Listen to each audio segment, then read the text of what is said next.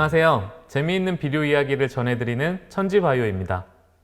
재미있는 비료 이야기의 두 번째 시간은 기아의 위기에서 인류를 구원한 하버 보슈법에 대해 이야기해보려 합니다. 비료를 이야기할 때 빠질 수 없는, 기본적으로 꼭 알아야 하는 이야기죠.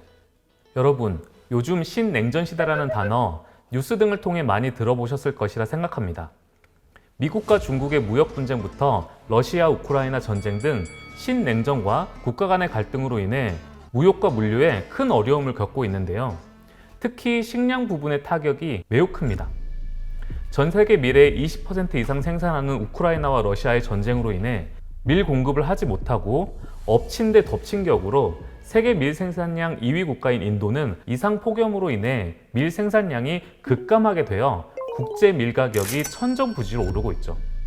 전문가들은 이러한 국가 간의 갈등, 이상기후 등으로 인해 전 세계적인 식량 부족 사태가 올 것이라 전망하고 있습니다. 식량은 먹고 사는 문제, 즉 삶의 가장 기본이 되는 것이죠. 아주 위험한 비상사태라고 볼 수 있습니다.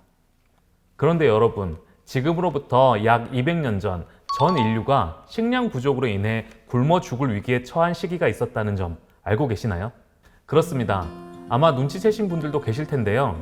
재미있는 이야기 첫 시간에서 말씀드렸던 세동전쟁 내용에서 찾아보실 수 있습니다. 18세기에 영국에서 시작된 산업혁명과 과학기술, 의료기술의 발달은 인구를 폭발적으로 증가하게 만듭니다. 하지만 당시 농업기술로는 생산할 수 있는 식량에 한계가 있었기 때문에 식량 증산을 위한 방법을 찾기 위해 많은 노력과 예산을 들였습니다. 남미의 구아노와 초산으로 비료를 만들어 식량 증산을 꾀하였지만 폭발적으로 증가하는 인류를 감당하기에는 역부족이었습니다. 당시 유럽을 중심으로 정부와 저명한 학자들은 전 인류가 기아로 망하기 전에 인류 증대를 억제하자고 주장합니다. 실제로 영국은 저소득층 인구를 줄이기 위해 빈곤 복지 예산을 대폭 감축하기도 하였다고 합니다. 참 안타까운 일입니다. 자, 이런 대혼돈의 시기에 윌리엄 크룩스 등 저명한 화학자들은 화학만이 인류를 구원하게 될 것이라며 비료의 화학적 합성법의 개발에 박차를 가하게 됩니다. 19세기 초 전 세계 인구가 10억 명이었는데 현재 인구는 약 80억 명이라고 하죠. 이렇게 인류가 크게 번성할 수 있게 된 배경엔 과거 인류의 배고픔에서 구원한 농화학, 바로 하버 보슈법이 있습니다. 여러분도 잘 아시는 바와 같이 작물을 재배할 때 필수 영양분이 있습니다. 바로 탄소, 수소, 산소, 질소, 인산, 칼리입니다. 탄소, 수소, 산소는 작물이 자연 상태에서 쉽게 얻을 수 있습니다. 또한 그 당시 기술력으로도 인산과 칼리는 광물질 상태로 쉽게 얻고 가공할 수 있었습니다. 문제는 작물의 생육, 생장에 가장 크게 관여하는 질소를 얻을 방법이 없었다는 것이었죠. 질소는 우리 대기, 즉 공기 구성 성분의 약 78%를 차지하고 있는데 왜 작물은 탄소, 수소, 산소와 같이 자연 그대로의 질소를 이용하지 못하고 있었을까요? 그 이유는 바로 공기 중에 있는 질소의 구조 상태 때문입니다. 기체 상태의 질소는 원자 두 개의 삼중 결합 구조로 매우 안정된 분자이기 때문입니다. 좀 어렵네요. 다시 얘기하자면 결합이 너무 단단하여 식물이 질소를 이용하기 어렵다는 말로 할 수 있겠네요. 따라서 그 당시 작물이 이용할 수 있는 질소를 얻기 위해 인축의 배설물을 활용합니다.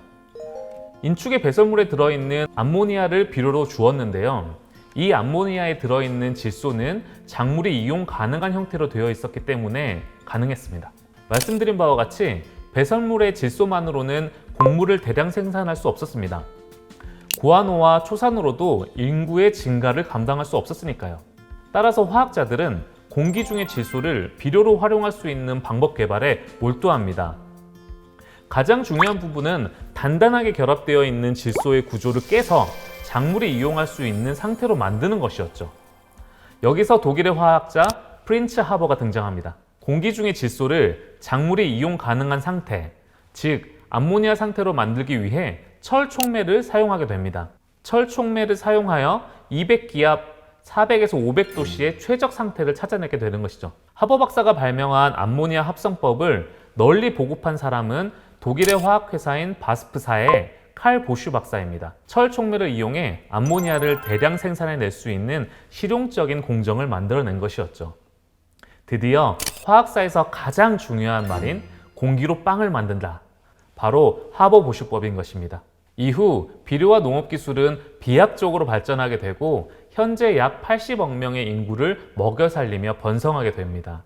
또한 고품질 농산물을 생산하여 먹거리를 통한 삶의 질을 높이게 한 위대한 발명이라고 볼 수 있겠습니다. 여담으로 프렌치 하버는 이 기술을 바탕으로 독가스를 개발합니다. 삐뚤어진 애국심으로 전쟁에 기여한다는 목적이었죠.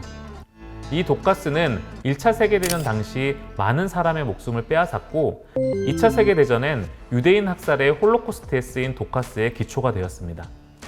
위대한 발명엔 명과 암이 있는데 위대한 화학자와 인류를 구원한 성인으로 남을 수 있었던 하버 박사의 허망한 사건입니다. 여러분, 재미있으셨나요?